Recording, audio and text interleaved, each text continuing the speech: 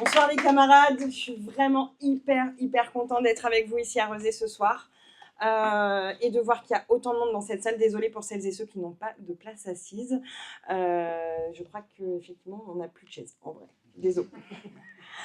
Déjà, pour commencer, un grand merci à toutes les militantes et tous les militants bénévoles qui ont permis non seulement d'aller faire effectivement, comme tu l'as dit, des porte-à-porte, des tractages, des collages, mais aussi qui ont permis d'organiser cet événement ce soir, qui sont derrière la caméra, qui ont déposé les chaises, qui ont mis les affiches un peu partout, qui ont assuré le son, et notre service d'ordre qui nous garantissent notre sécurité ce soir. Donc merci à vous toutes et tous, c'est extrêmement important.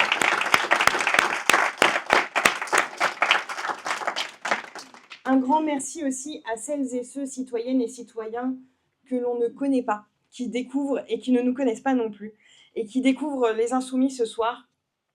Parce qu'aujourd'hui, dans le monde dans lequel nous vivons, dans la France dans laquelle nous vivons, la France à Macron, comme beaucoup disent, dans les discours médiatiques qui nous diabolisent, qui ressortent du formol avec les politiques qui ressortent du formol des vieux discours, des vieux slogans pétainistes, il faut du courage et de la clairvoyance pour se dire ce soir je vais aller voir les Insoumis, je vais aller voir ce qu'ils proposent. Donc merci à vous d'avoir osé passer le cap et d'être venus ce soir nous écouter et peut-être nous rejoindre parmi les rangs des militantes et militants.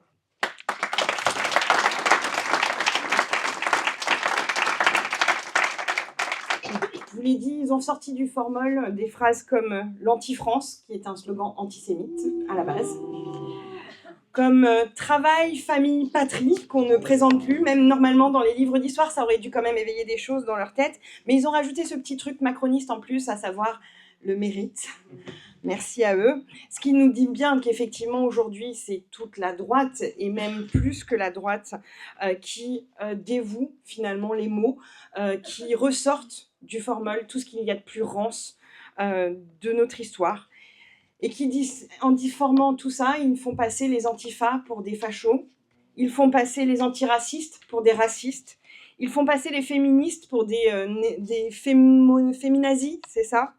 Et en même temps, les féministes néo-nazis, ou du moins les féministes néo-nazis, pour des vrais féministes. Alors oui, il faut du courage pour venir ce soir, donc un grand merci à vous.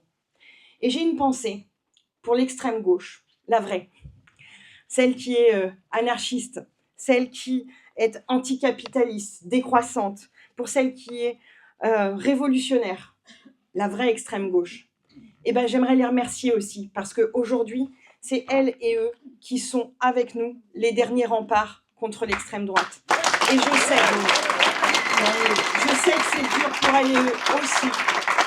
Et je sais que ça va aller aussi à l'encontre de leur conviction d'aller voter, mais je sais qu'elles et eux prendront aussi cette responsabilité d'aller voter. Alors merci à tous les vrais extrêmes gauchistes.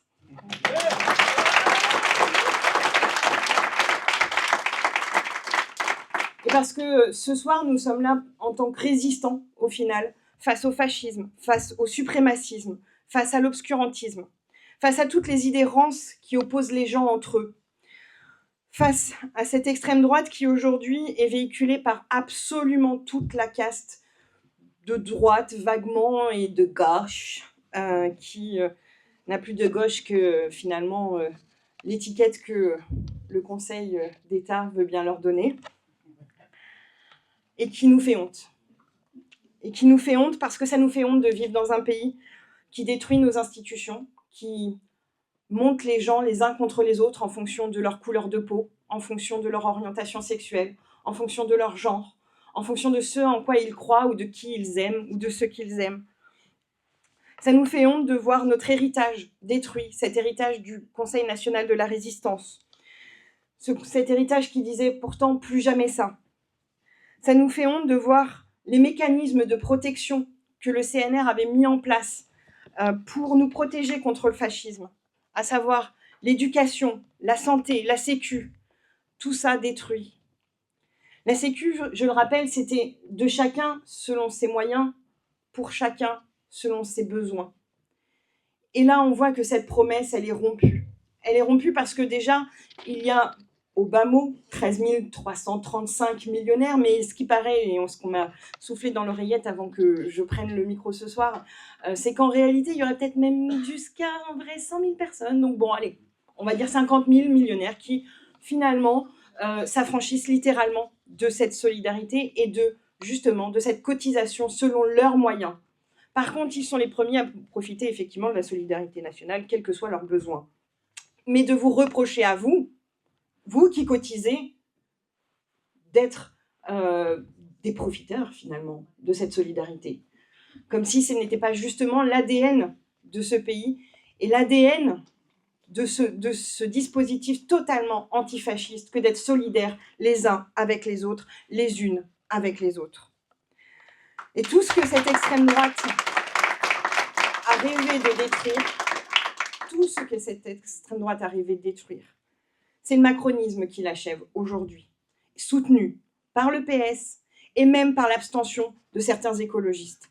Et là, réellement, c'est la honte. Mais c'est la fin d'un règne. Et nous le voyons, du moins j'espère, toutes et tous venir. Et moi, j'aimerais vous donner cet espoir, justement, qu'on est en fin de règne et vous montrer à quel point on est en fin de règne du macronisme. Un des éléments qui est facile à identifier, c'est ce défilé de premiers ministres qui ont sorti toutes les fourberies possibles pour gouverner de façon antidémocratique depuis quelques années maintenant. Alors, faisons un petit peu un récap. On a Mamie Borne. Alors, sur le fondement des 23 49.3 qu'elle a gentiment utilisé pour gouverner toute seule, et qui nous laissera comme souvenir absolument impérissable sa vapoteuse, qui a été gentiment succédée par Gabriel Attal et son odieuse loi asile-immigration. Et nous pouvons, je pense, saluer ce soir le travail qu'a pu faire Andy Kerbrat sur le sujet. J'espère qu'il vous en parlera. Parce que c'est l'essence même de nos combats. Succédé par Monsieur Barnier qui, pour faire passer son super budget, s'est équipé de Monsieur Retailleau. Évidemment, le budget est tombé, mais il nous a laissé Retailleau. Suivi de Monsieur Bayrou et son...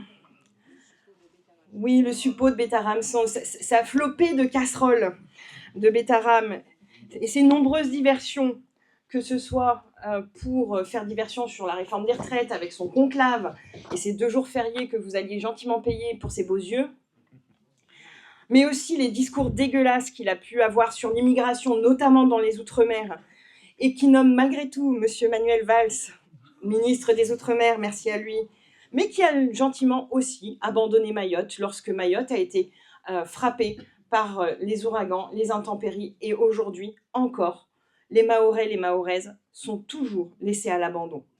Il n'y a toujours pas d'eau potable pour tout le monde, il n'y a toujours pas l'électricité courante pour tout le monde, il n'y a même pas suffisamment de salles de classe pour accueillir la totalité des enfants à l'école. Il n'y a pas accès à la santé pour tout le monde. Voilà le monde que ces gens nous laissent. Mais n'oublions pas le Cornu et ses 14 secondes. Le Cornu 2, ensuite, qui a relayé et appliqué avec ferveur les délires va-t-en-guerre de M. Macron. Et quand je dis il les applique vraiment. C'est-à-dire qu'aujourd'hui, le budget des armées a encore été augmenté, alors même que l'année dernière, nous avions été interrogés en tant que députés pour voter un plan quinquennal sur le budget des armées qui déjà augmentait énormément le budget des armées sur les 5 années à venir. Et bien ça n'a pas suffi. Ça n'a pas suffi, il faut en rajouter encore, parce qu'en fait le budget des armées c'est aussi acheter de l'armement aux États-Unis par exemple, fournir de l'armement à Israël, ben oui. Malgré tous les mensonges qu'on dit non, promis, on n'a rien. Non, on n'a pas fourni d'armes à Israël. Bon, juste toutes les pièces qu'il faut pour en monter une. Et le fil rouge de tous ces laquais, finalement, c'est bien le mensonge et l'exercice antidémocratique du pouvoir. Mais malgré tout ça, je reste fière d'être française. Très fière d'ailleurs. Parce que je vois ce peuple qui ne se laisse pas faire, qui nous a donné les gilets jaunes, qui nous a donné des jeunes qui ont marché pour le climat, qui nous a donné des manifs contre les retraites, qui nous a donné la ZAD de Notre-Dame-des-Landes, qui nous a donné les marches à Sainte-Soline, qui manifeste contre les CRA et les LRA. Ce peuple antiraciste, antifasciste, ce peuple féministe et qui vit aujourd'hui la révolution féministe et qui continue la bataille, qui ne ferme pas les yeux sur Gaza, sur l'Iran, sur le Congo et qui ne garde pas le silence face à toutes les formes d'oppression. Ce peuple qui a pris, ce peuple a compris que nous étions le dernier rempart face à l'obscurantisme et au fascisme. Et ici, à Rezé, c'est vous. Et ce sont les 45 colistiers et colistières de la liste Rezé Insoumise. Alors attention, cette élection municipale, elle n'est pas locale. Ça, on ne vous le dit pas. Mais elle n'est pas locale du tout. Cette élection municipale, elle est déjà pour 7 ans, pas pour 6. Parce que sinon, il va y avoir une espèce de télescopage en 2032 entre les élections présidentielles et les élections municipales. On n'aime pas trop les télescopages électoraux, sauf quand ça nous arrange. Donc, on va décaler d'1 an les élections municipales à 2033. Donc, nous voilà partis pour une élection qui va donner un mandat de 7 ans à des gens qui vont avoir plusieurs responsabilités nationales, j'entends. Notamment, celle de donner leur parrainage pour les 2 élections présidentielles à venir, celle de l'année prochaine et celle de 2032. Ils auront aussi une autre responsabilité, puisqu'il va y avoir 3 élections sénatoriales.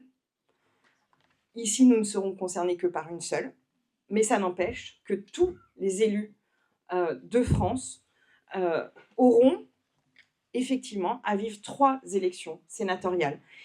Et j'aimerais rappeler que les 78 000 grands électeurs qui participent du coup à l'élection des sénateurs et des sénatrices sont composés à 90% de conseillers et de conseillères municipaux. Chaque voix compte.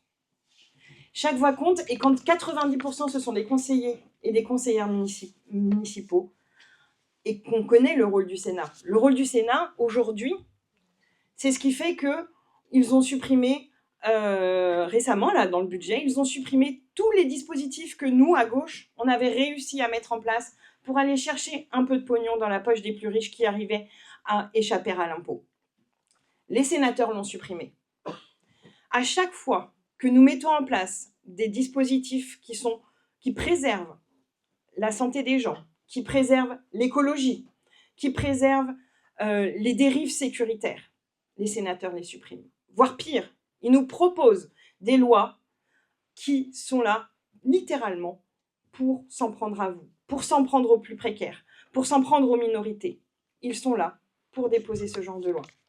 Exemple, très facile, ils veulent interdire, et ils ont déposé une loi pour ça, interdire l'accès aux traitements qui permettent aux jeunes filles et aux jeunes garçons trans d'accéder à, non pas des thérapies pour entamer leur transition, mais simplement pour bloquer le développement hormonal, le temps de pouvoir prendre une décision, le temps que, effectivement, leur corps ne se mette pas à changer du jour au lendemain. Et en faisant ça, et parce qu'à chaque fois qu'on veut retirer un droit à quelqu'un, en faisant ça, en réalité, il retire le droit à tous les mineurs d'accéder à ce genre de thérapie, y compris ceux qui en auraient besoin pour d'autres raisons que leur identité de genre. Et à chaque fois, dites-vous bien ça, à chaque fois qu'on retire un droit aux plus petits d'entre nous, on retire ce droit à la totalité d'entre nous. Et c'est comme ça que le fascisme avance, c'est comme ça que l'autoritarisme avance. Et on a besoin aujourd'hui d'avoir des relais de tout ce que nous pouvons porter à l'Assemblée nationale, comme la nationalisation d'ArcelorMittal, par exemple, refusée par le Sénat. Nous l'avons voté à l'Assemblée nationale, refusée par le Sénat. On a besoin aujourd'hui de relais auprès des sénateurs et des sénatrices, et ce sont les conseillères et les conseillers municipaux qui les désignent. Nous avons donc besoin de vous.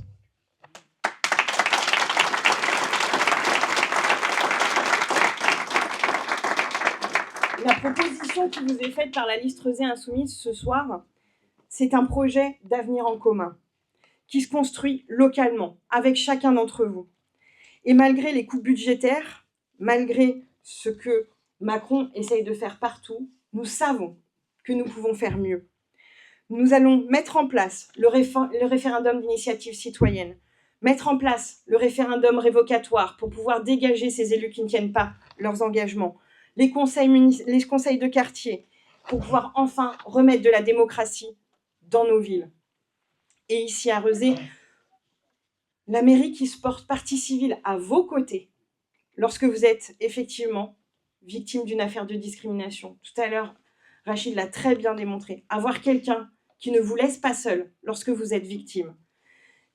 Construire des logements adaptés à toutes et à tous. C'est ça aussi, lutter contre les discriminations. Avoir les transports publics gratuits et des dessertes dans tous les quartiers, quelle que soit l'heure du jour ou de la nuit, pour pouvoir aller travailler, y compris quand on a des horaires décalés, mais aussi pour avoir le droit à une vie sociale, y compris quand on n'habite pas le centre-ville de Nantes. Revégétaliser les places, les cours d'école, tout ça aussi pour avoir nos îlots de fraîcheur. Lutter contre les passoires et les bouilloires thermiques en rénovant le bâti. C'est ça aussi, faire de l'écologie à Rezé. Parce qu'avoir une cantine bio, locale, gratuite pour tous nos enfants, avoir un service public de la petite enfance, avec des statuts, des formations et des salaires dignes pour tous les professionnels de la petite enfance, c'est ça aussi, offrir un avenir à nos enfants.